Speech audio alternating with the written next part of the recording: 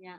Hi, everybody. Welcome to a special episode of the Stellium Astrology Podcast, where we are speaking to a good friend and astrological colleague of mine. I'm your host, Stephanie James, and I'm the founder of stelliumastrology.com and this podcast. And I also used to write horoscopes for Elle magazine, and I now teach the occasional class for the London School of Astrology, which is a nice connection with the guest that I have to speak to today, who is Fernanda Paiva, who used to be a student at the London School of Astrology when I attended. How are you doing, Fernanda? Yeah, I'm very good. Hey, really good to be here. Yeah. Yes, it's lovely to have you on. I've always wanted to have you as a guest, so the fact that we're actually getting together now is really lovely. Yeah. And just a little brief thing about Fernanda. She has been teaching classes and workshops, all astrology related. She's just finished doing a series of 3 classes. She prefers to do short courses, but I'm sure she'll explain some of that in a little while and tell us why. And if you want to catch up with some of Fernanda's work, she has a really awesome blog that I'm subscribed to, and I read every single time she puts something up, called Hitchhiking Stars. So how are you, Fernanda? And let's talk about how you got into astrology. Yeah, sure. Yeah, I'm doing really well. Like I said, just really happy to be here. And very nostalgic as well as, 7 years back we were studying together. So it's really nice to see you. Yeah. So how did I get into astrology? Well, as usual, that's a long story. As in, like, I can't remember when I wasn't interested in astrology. It's like one of these things. So I think since very early age, since I was a kid, I guess, like my favorite cartoon was the Knights of the Zodiac. And, I used to consume all of this. I don't know if you had that in England, but we certainly had that in Brazil, like those little Zodiac horoscopes magazines. They used to be small and cheap. And I just consumed all of them because I was so interested, and I couldn't help.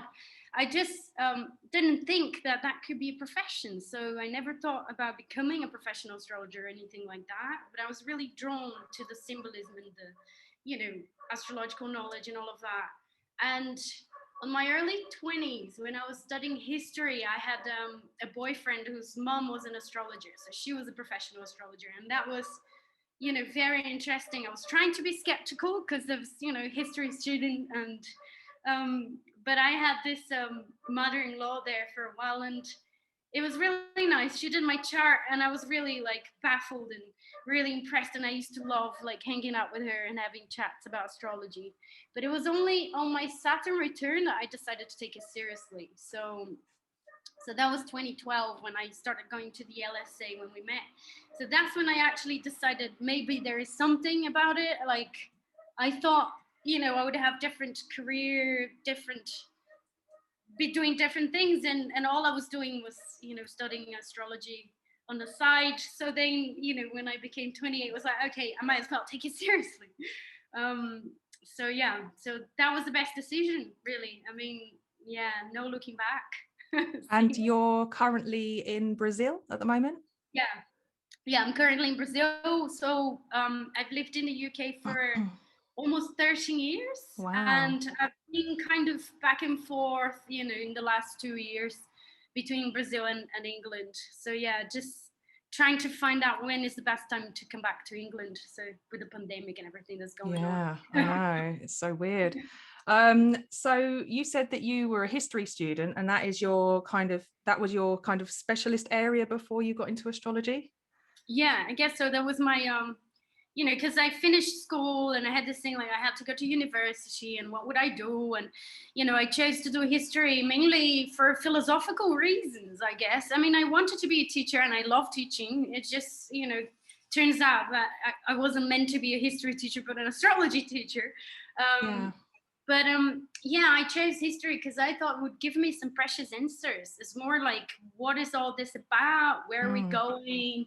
And what's the meaning of life? Like some very ambitious, deep questions I had when I decided to study history. Yeah. It's interesting, really, because history is a really huge part of astrology. It's weird how sometimes we can accidentally fall into an area that really bolsters a future interest. And you're currently studying again, aren't you? You're doing a master's degree now, aren't you? Yeah. So I just finished all of my modules successfully last season, and I'm just at the very, very beginning of my dissertation right now. And it's exactly what you just said. It was like this very interesting synchronicity that happened in my life, because if I didn't do history, then it would have been a lot harder for me to do this master's now. So it's a master's in Cultural Astronomy and Astrology at the University of Wales. So it really Wow. blends in like two areas, like the, first degree in history and all of the astrological studies as well, and kind of, combinate nicely. Yeah. So I've got listeners from all over the world in this podcast that tune in and listen to me from. I'm so surprised at the corners that I'm reaching, so many different places. And I've got people who have sent in their chart details and told me kind of what level of astrology they're at. And some people are kind of like seeing clients themselves, and some people are absolute beginners as well. So it attracts quite a lot of people. But I don't know how many of my listeners would know that there's actually a degree out there that is focused on astrology. I know when I heard about that, that was like a kind of revelation. I was like, I can get a degree in astrology. I don't actually have the attention span, I don't think, to actually study a degree in astrology. I would love to do it.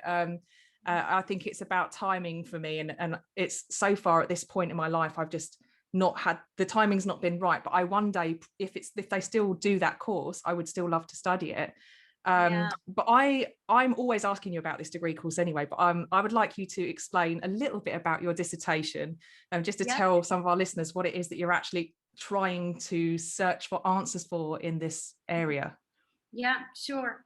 So just before talking about the dissertation, the degree is all about our relationship to the sky. So there are loads of people that are astrologers that are doing this degree like myself, but there are lots of people that are not astrologers. So they're, into history or into different areas of knowledge, as well as, astro no, what's the name of when we've got, I always forget the word. It's not history. The other academic area where you're, digging is like old Archaeology. Archaeoastronomy. Yeah, exactly. Right. So there's a lot of people that are really into archaeoastronomy, and they're not necessarily into astrology. So you have that choice. There are a few modules that are compulsory, so you really have to do, and some of them that you can pick and choose. So then people can get more specific, into the areas that they're very interested. So some people are doing their dissertation on the preservation of dark skies, which is, is an issue that we have so much light pollution, and how that might be affecting us, to our detriment. So there are lots of different things in that MA program as well. But yes, indeed, it's the first one that I see as well that is very welcoming to practitioners as well. I went to Elise Green's lecture, which was amazing, by the way, because it was the first time I got to see Elise Green like live.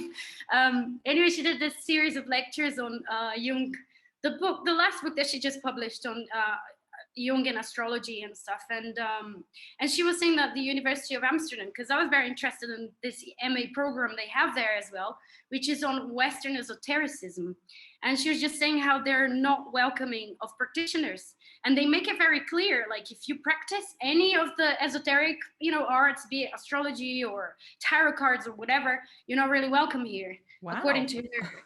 Yeah, because they just want scientists and a scholar. And where's this, in Amsterdam, did you say? Amsterdam, yeah. That's so weird, because they're such an open-minded country. I know. It's the academic world, though. There's a lot of limitations and boundaries. So I was really happy as well, and I found these MA, especially because you've got both of the best, the best of both worlds, basically, because you have scholars, and very serious scholars like Bernadette Brady. She's got PhD in anthropology, and and master degree in this course as well, and so on and so forth. And she's also an astrologer. So you've got insiders as well as, so that's what I really love about the course as well, is how, we can have this whole round kind of perspective on it, and not just a biased sort of scholar, perspective from outside, just claiming that astrology is a pseudoscience or whatever. So it's really, really amazing. Whoever is interested, take a look. because it's well worth it. It's really amazing. And Nicolas Campion is the director, the course director, and he's very approachable. He's really nice as a person, as an individual. Very generous person as well, and very knowledgeable, and really amazing to be studying with someone that's such a, I don't know, it's just a real honor. Well, let's think about it. He's written some incredible textbooks of like really digging. I own 3 of them. I think it's 2 of them, which is volume 1 and volume 2 of A History of Western Astrology, and the other one is something to do with cosmology, astrology, cosmology, and something else. I can't remember. I think it's his PhD. That one is it's about New Age and beliefs on New Age and what astrologers believe, really, because there's so much material on astrology from outsiders' perspective, claiming that it's pseudoscience, or some of the research papers that are just saying that usually people interested in astrology are marginal, so they have low profiles in society, and that's why they like astrology, or like Theodore Adorno that said people that are control freaks basically like astrology. So he had all sorts of prejudice. I am a control freak. Well, I can be as well, being a bird, but nevertheless, that's not the main characteristic. No. There are loads of control freaks that are not into astrology, but anyway. True. Yeah. So yes, he definitely, and he wrote the textbook on mundane astrology with Charles Harvey, I think, which is out of print now, but apparently they're going to print out another edition from next year or something. But he's this real amazing, approachable person, and anyways, I really recommend for whoever is interested. You can always do just a postgraduate certificate as well, so you don't have to commit full power, to a master. You can do just a couple of modules and see how you get on, and I don't know, it's really amazing. Now, answering the questions, it's like like a really long answer. It's fine. It's good when we're doing a podcast, because it's good to have a lot of content for people to indulge. Really? And I'm telling you now, there's probably plenty of people that are listening that have never even heard of this course, who are really interested in doing something, a serious study in something that provides meaning for them in their lives. So hearing about this course from somebody who's actually studying it is really, really useful. Yeah, it's amazing. And the only thing to keep in mind as well, because some of the people might be beginners in astrology and they might be interested in doing something academically, we're not learning about astrological symbolism at university. So it's very academic. So it's very much about history of astrology and philosophical questions on what astrology is, how people see astrology and all sorts, but not really about what the moon means, or what squares means, or yes, we can read the text that Ptolemy wrote, and how astrological aspects sort of started being discussed by Greeks and blah blah blah, but we're not really interpreting it. So if you're interested in learning about the astrology building blocks first, then you definitely need an astrology course, not the MA. But if you're looking for answers on like what is it that I'm doing with astrology, then the MA is the course to do, to go deeper into these questions and areas as well of interest, regarding the sky, and there are all the things in the MA that I really loved, and it isn't even that related to astrology. There's one of the modules that's called it's called Sacred Skies now, basically, but it's a relationship between the sky and cultural production. So art or poetry or music or sci-fi books or films as well, and you could use any of these things, and one of the assignments is to do a sky journal, so to observe the sky and to so it could be anything. You could some people are observing sunsets or sunrises, or they were observing the movement of the planets calculated by a building on your window, or whatever it is. And it's really amazing to see all the creativity that people bring into as well. But I was observing the weather in relationship to the feelings and emotions, because emotions are very changeable, and the weather as well, and how the weather would have an impact on our feelings, or vice versa, how we could see our feelings being reflected in the sky and the weather patterns. So nothing to do with astrology really, but it was really, really amazing and stimulating. And so I really recommend for whoever wants to get deeper into these, thoughts. And I so mean, definitely, just interjecting here. Once upon a time, people did used to use astrology to predict the weather patterns anyway. Part of being a meteorologist was actually understanding, just like being a doctor. Many professions relied on astrology being a heavy kind of influence in that area too. So, looking at mood and weather and connections between that, but also thinking about how we've discussed it at the LSA, probably with Frank, how Mercury retrograde usually ushers in different types of seasons and the changes in the weather. The most recent Mercury retrograde, we have had an awful lot of snow in the UK. That just came kind of, it was just like, oh, there's going to be snow next week. And it was like, poof, everywhere got snow randomly. So there's kind of a connection still, as disconnected as that may sound. Sometimes you don't have to be studying astrology to be making the connections in that sense. You can be looking elsewhere and these connections will still come to you. Yeah, definitely. That's a very valid, important point there. Definitely. Astrology used to be used for so many things until it got sort of divided and into, the science of astronomy and the pseudoscience of astrology. Yeah. But yeah, you're right. You're totally right. Now, the huge circle of answering, going back to your question about my dissertation, is so basically, I thought about pursuing this idea of the emotions and the weather patterns because it's very poetic and it's really lovely, and I wanted to I was really seeing us as identity as well, and part of our identity creation and cultural weather, our cultural inheritance as well in terms of weather, because I'm a very different person in Brazil compared to England, and obviously the weather is very different as well. But I decided not to pursue that because I really wanted to contribute to astrological, to the astrological community somehow, because that's definitely what I want to be doing. I have no doubts, around my career sort of direction. I might be adding other elements to it, but definitely astrology is a great, great passion. And I really love what I do. So I decided to do something that involves astrology more rather than just something as poetic as, the sky and the emotions and stuff like that. So I decided to do qualitative research. So I'm very, very early days. I did as I kind of did the modules in a way that I could have extra time with my dissertation, so I could really take my time with it and do something that really feels right rather than just speed up and do it in 6 months. And I really wanted to indulge in it as well. And so far, like, I've been reading a lot of PhDs that have been done on astrology and astrologers and things, and other papers and other articles as well. And my conclusion of what to do on my dissertation basically is that there are loads of material that you can find, like, especially since these masters as well, where loads of astrologers got involved with academic work as well. So there are loads of material on the astrologer's perspective.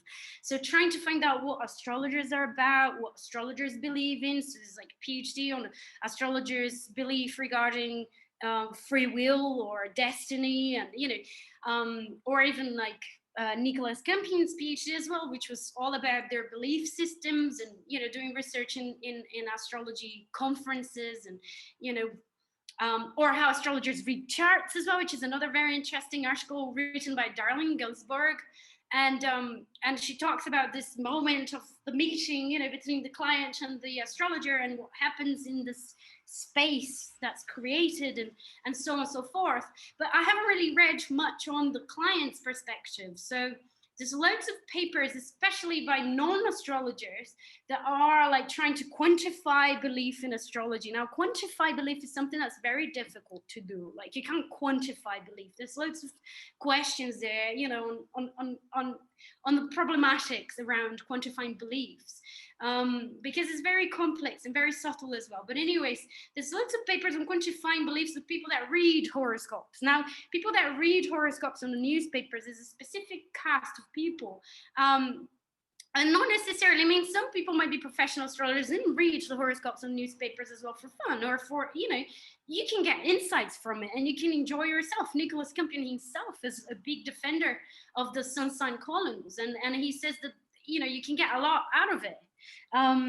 So but people that only read horoscopes are very different from the people that actually pay astrologers for it. Because when you pay an astrologer for a consultation, you're really investing time and money and resources, into a service, rather than just grabbing, a newspaper for free and like quickly, And how many people do you have a conversation with that you mention astrology, and you've got two types of people really? You've got the ones that go, oh, I just think that's a load of rubbish, and then you've got that one person that goes, oh, I am so like my sun's sign, and they talk about it like that's the whole subject. And like you do meet, I think probably more now so these days, you meet people who are a bit more versed in it. We've all heard Mercury retrograde being bandied about. Most people have an idea that there's the moon has something to do with it. And usually on there's loads of meme pages on Instagram and stuff like that have just got all sorts of like astrology related content that the novice would suddenly think, oh, that it goes deeper, Definitely. So, I mean, we have a lot more information available now, isn't it? I mean, think about the baby boomers sort of generation of astrologers. They were there in the 70s kind of learning astrology and drawing, like hand drawing charts. It took a while until softwares came about, and we are at the generation that we were ready with softwares. We're like, okay, quickly we can just cast a chart. Now there are other generations there. They're like being born with like iPads and and having so much access to information as well, which has its good sides and bad sides as well, problematics, like everything, like everything in the world. But definitely people have a lot more access, and young people, all of these new generations that are coming about as well, they're really well versed. And I mean, I don't even know how to use TikTok. I don't consider myself that old, but I have no idea what TikTok is about. And when there was this whole polemic about the young astrologer there on TikTok that got roasted, and I was like, wow, man, there's a lot going on out there in terms of information and in terms of this online plagiarism and a lot of information that might not also be proliferation of fake news in every area of knowledge, and every not I have just to say the amount of memes and the amount of stuff I see on social media about astrology that's incorrect, like so much stuff. And there are so many groups where people are posting things like, I can't remember what it was, like the other day someone put something like, oh my gosh, just a silly example, and it's probably not even accurate, but just things like, oh my God, I really love eating this type of food, and it's got to be because I've got a Capricorn stellium. And it was like, why? What's it got to do? Or like people asking questions, like a lot of the novice groups as well on social media.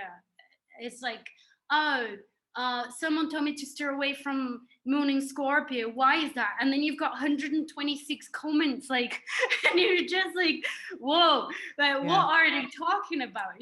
So there's a lot of I can assure you that moon in Scorpio, being a moon in Scorpio native myself, we're really not that bad, I love Scorpio, and that's not coming from my Scorpio rising. Is really exactly. I really enjoy the depth. I mean, and also the whole kind of oh, is this good?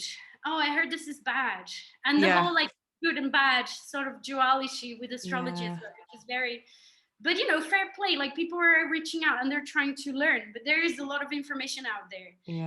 But anyway, so just to finish with the dissertation, I really wanted to somehow further research further about our role as astrologers, as in like, are we really providing a service that transforms people for good, for for the better, like for improvement for their lives as we claim to be doing, So I really wanted to hear what people that pay for astrologers have to say about their use of astrology, as in like, do they feel more connected with the divine by having a reading through someone? Because it's clear that studying astrology really connects you with the sky in a sort of magical way, because the more you study, the more you see the patterns and the synchronicities, and you're just like, oh my God, or you cast a horror chart, a chart of a question, and it's like, oh my God. Every astrologer has experienced this, big kick that we have when the symbolism is picking up, and we're just like, it's this like sort of luminous moment. But what about the people that can't read the charts? What about the people that just use astrologers as the intermediate, between this magical subject and, themselves? So I really wanted to see if it is that magical, and if there is a way that we can improve our services as well by listening to the people and listening to their... Because you know what, I think it's interesting because I often think about astrology as cutting out the middleman between you and your personal divinity or God. But actually, the people that use astrologers use us as the middleman. So actually, it's putting you in a position of whether you want to or not, there's a sense of like either mentorship or priesthood about it. There's a book, isn't Liz Green book? Isn't there? What's the book called? It's the healer, the astrologer, the healer, the priest. Yeah. It's something like that. It's just like three archetypes connected, like the healer, the priest, and it's very good, as I would say it is, because I'm, suspicious.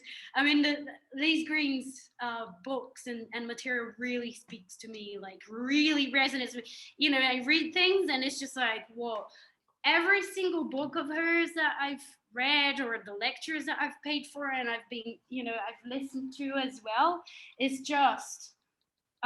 there's always a moment that I need to close the book. Those books that you need to close it and you need to be like, okay, and just look out, like glaze out the glance out the window and just wonder a little, because it really blew your mind somehow. It's like a perspective that you haven't thought about before.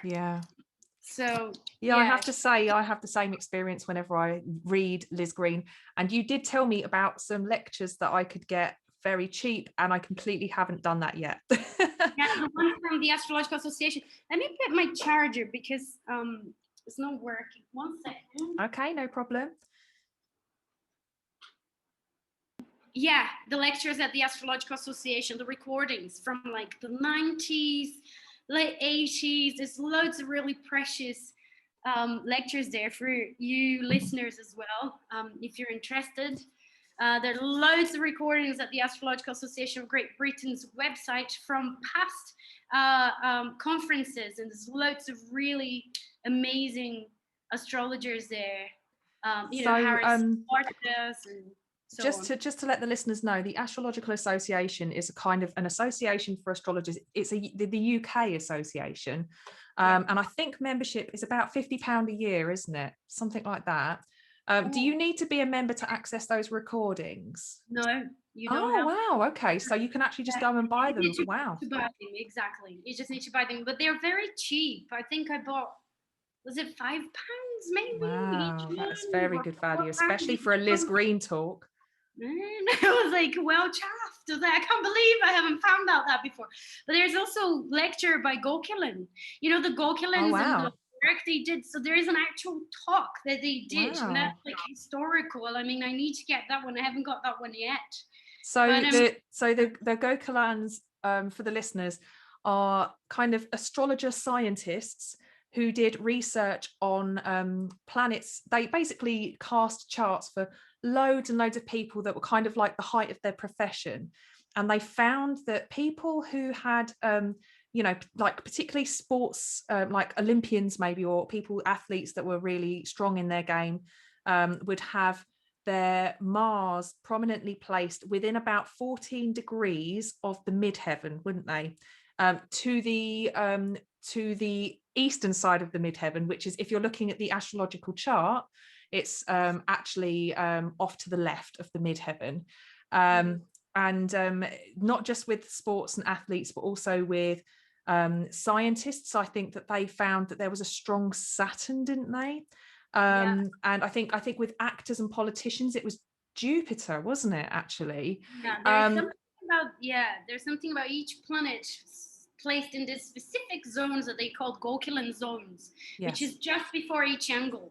So 9th house just before the midheaven, and 12th house just before the ascendant, or 3rd house just before the IC, and the 6th house as well just before the 7th. Right. There's something about this area that has a very powerful influence on people's profession and what they would do. So I think 12th house had something to do with scientists and researchers of all kinds, and like going really deeper into stuff. And but I can't fully remember all of it as well. No. But it's very interesting. Yeah. Yes. Yeah. Very It's very interesting. interesting, especially because from the traditional perspective, which is becoming more and more popular, traditional astrology, which I find interesting, but it's definitely not my main thing. Mm-hmm. But anyway, so from the traditional perspective, these houses are weaker. So because they don't make aspects with the ascendant, so the third house, the sixth, the 9, and the 12, they're known as like bad omen kind of houses. So it's interesting to see the contrast with the Gokulas, research and actually saying, well, maybe not bad, maybe there is actually an influence to people's professions instead, or I don't know. Maybe, I'm more on the positive side, I guess. Well, I think it's very, I think it might be our London School of Astrology humanistic background, where we're not so fatalistic, and the traditional perspective of astrology is very good or bad. And even on a Facebook conversation I saw the other day on a forum, they were talking about anaretic degrees being like the 29th degree being something of an affliction or bringing crisis. And there was a big debate about that on the thread, about whether or not it's the right thing to describe it as like bad and crisis and this, that, and the other, because so many people were talking about really positive things about it. And it's a case of, I think, we, as humanistic as I am, and I consider myself a humanistic astrologer, I don't necessarily see anything as good or bad, but just part of one thread that ebbs and flows and peaks and troughs. And sometimes we have experiences that are what we may say, we might say it's a positive experience, it was a good experience, it was a great experience. And we might have experiences that we think that was a bad time in my life, but ultimately the bad times in my life have formed part of who I am, part of what caused me to be stronger, to find my voice, to empower me in some way, and to never let myself get in those situations again. So was that a bad experience? I mean, I know there are bad experiences, but ultimately, if we're looking at a chart and we see something like, do you remember when you got passionate and you don't normally do this, but somebody said something about if you have a square in your chart, then you are afflicted or something, and you had to like get involved with this online argument, which you don't normally do. Do you remember that? Well, I can't remember now, but probably. I mean, sometimes they do it because they can't resist, and they might be, part of my cycle as I come day 28. I think they said that it was if you have a Saturn square Venus in your chart or something like this, you'll always be poor. You'll never have any money. And you then went and looked for loads of people that were like successful who had Saturn Venus squares. Because it's such a base level interpretation of like what Saturn Venus can be. That. And it's very fear mongering. I mean, if you think about the people that come to see you, and they really don't understand that language. I mean, some of the people that come to see you, they will understand. They'll be like, oh yeah, I've been studying astrology as well. And that's a real treat, I think, when that happens. Not that I don't like my clients that don't know astrology. I love them too, but it's a real treat to be able to, because then people ask you questions and a session becomes almost like a mentoring / astrology session. I really love that. But anyway, so, oh God, I lost my thread. But the Saturn square Venus we were talking about, and the argument. I know exactly, but it's just, I don't understand.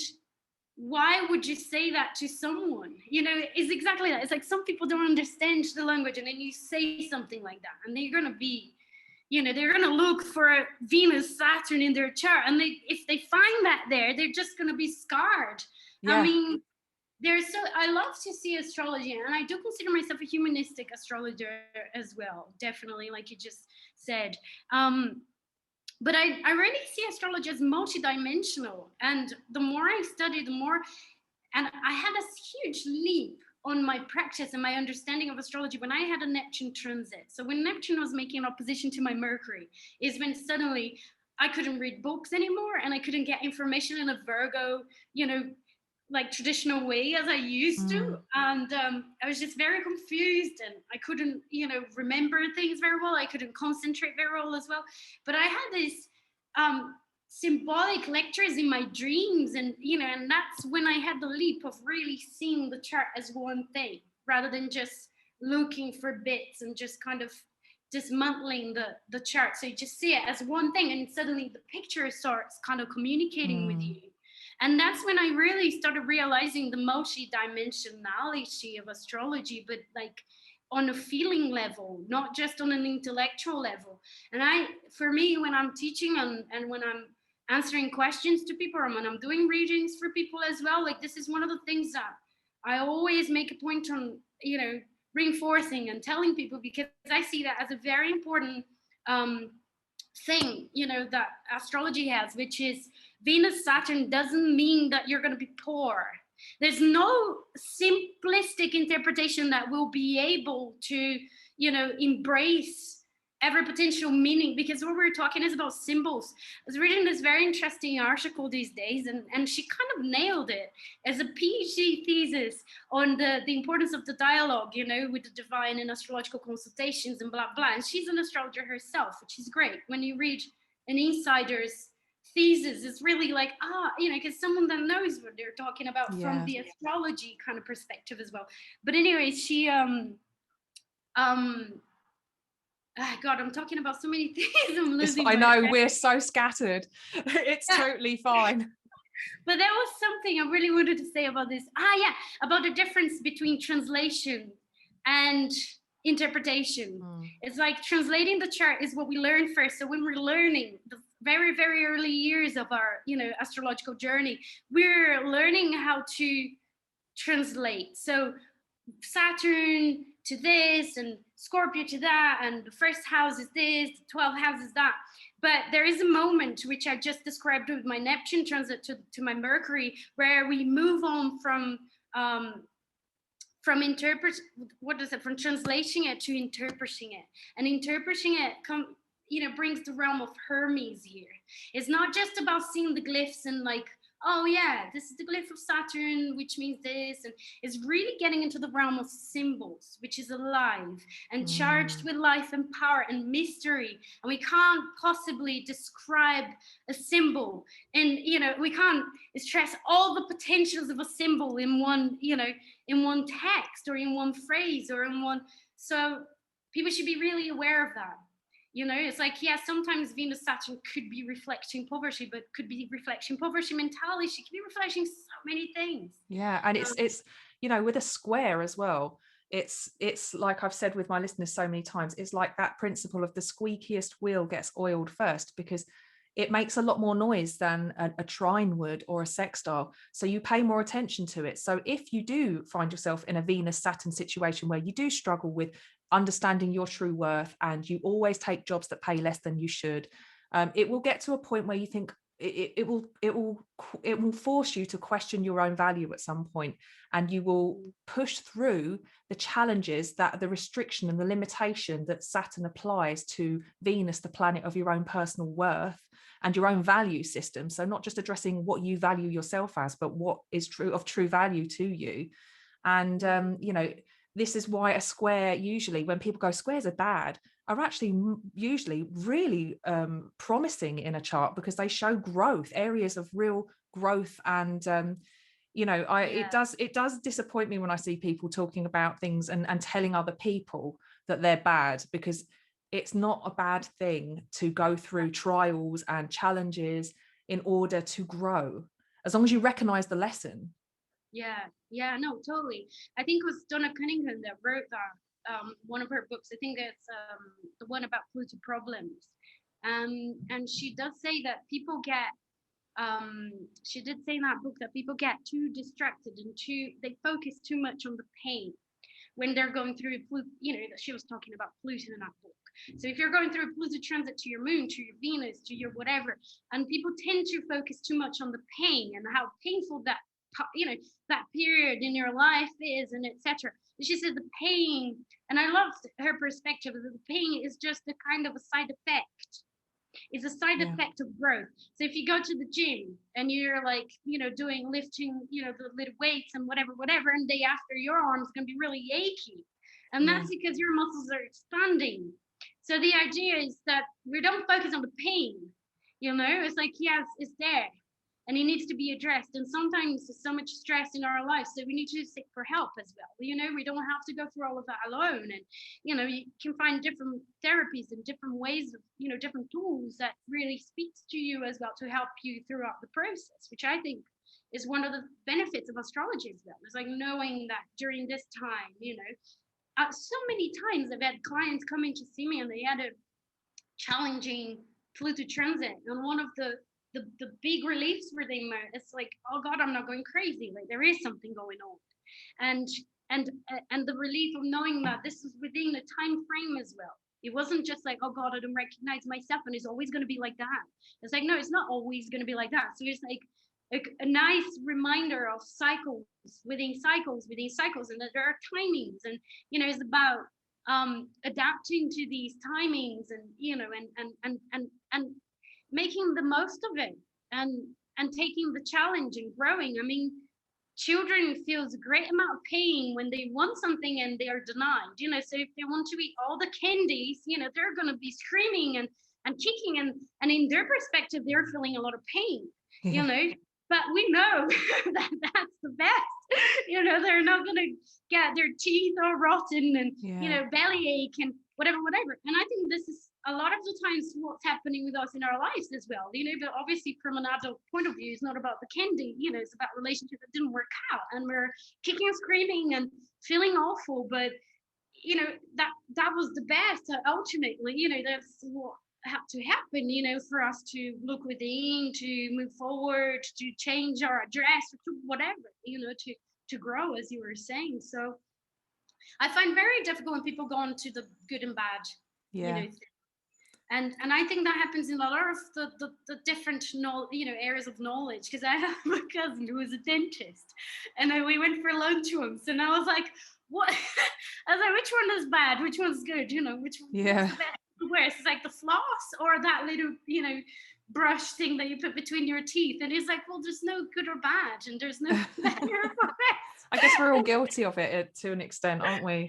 Yeah, and that was just made me laugh, because I thought about astrology when I heard him. I was just being like, some of the people that come to me like, oh, I heard this is bad, I've got Venus in Virgo, this is bad, or I've got and it's like, no, I mean, it's good and bad, just a very simplistic way of analyzing something. We're very complex, and it doesn't work like that. Yeah, exactly. So do you touch on some of these concepts when you're doing your workshops and your courses? Which concepts exactly? Pretty much talking about the good and bad stuff, or talking about interpretation as opposed to translating the chart, bringing it together. What is it you teach? Are you dealing with beginners who want to learn, or are you dealing with people who have a good basic understanding and helping them to bring it all together? Yeah, well, I started with the pandemic last year, because I had this idea I was going to get another odd job, but the universe had another plan for me. Yeah. So then I was like, okay, I was like under the pressure. I was like, all right. And my brother was like, who is the Capricorn? Was like, no, you have to teach the people. What are you doing? We're really bored at home. You should always listen to a Capricorn. Exactly. They're full of wisdom. It's brilliant, like, to get me organizing my career, seriously. He's like, what are you doing? You know a lot. And da-da-da. So I decided to start, those courses around that time. And I did a beginners one. So I did a series of 5, I think it was five classes on beginners.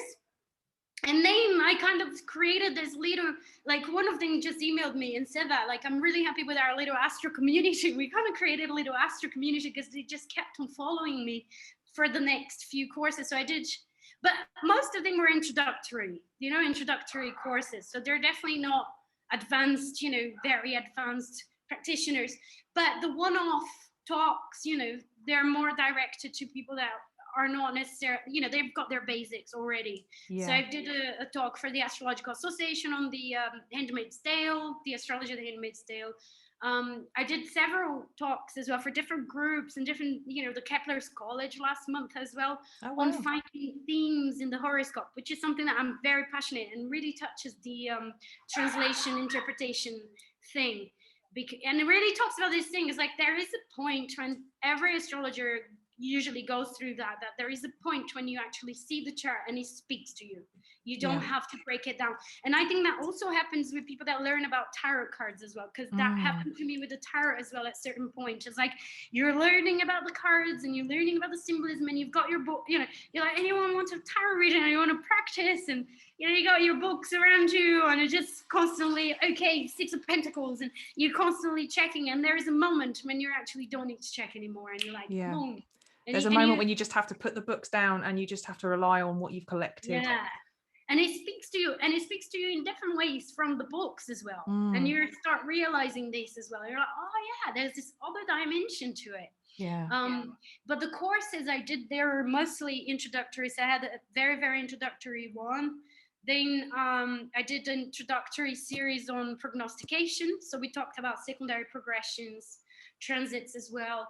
And then I did a third series just recently on an introductory series on synastry, which I really love, relationship astrology, which I really love. But I'm always, no matter to who or what talk, I'm always making sure, one, I state that my talk is an invitation to a perspective. I've got North Node in Gemini, and I've been like more and more like learning about, you know, truth as a multiple manifestation rather than just one thing, you know, like I've got the truth, whereas you don't, you know. I mean, even the traditional astrologers, I mean, there's so much that they can teach me, and I really find curious and interesting to see through their perspective as well. And sometimes you can even co-create something with these multiple perspectives. So always make sure on my classes, my talks, my whatever, to say, this is just my perspective. It's like a little window that I'm inviting you to look through. So I'm not in any dispute, or, you know, I don't carry the truth. I'm not claiming I carry the whole truth. And, you know, and the second thing is steer away from simplistic good and bad interpretations.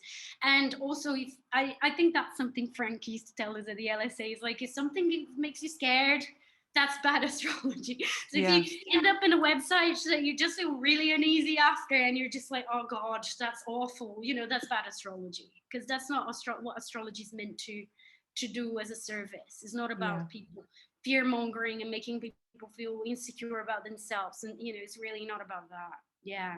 So I always talk about that as well in all of my classes. And so basically what I'm thinking is that I'm really interested to hear more about the themes in the horoscope. And I know that this is an area that you're kind of really into at the moment. But before we do, I will take a little break for me and you to get a drink. And just sort of wrap this up for my podcast listeners who are listening to this on their podcasting platform. We're going to release the second part of this out for the patrons. So if you want to check out the Patreon page, I'll provide a link in the description below. And there are a couple of tiers that you can sign up to if you're interested, that has all sorts of benefits, videos of me talking about new moons and full moons and all sorts of things, and additional bonus content, and, you know, part 2 of interviews like this one with Fernanda. So if you're okay with that, we can go grab a drink. But before we do, you need to tell people where they can find your blog and where they can sign up for your workshops, and also how they can follow you on social media. Yeah, sure. So I'm just building a new website, so it's in the process, and it's not ready. Yeah, I actually paid someone for it. It's like I can't do myself. I lack on enough Aquarian skills.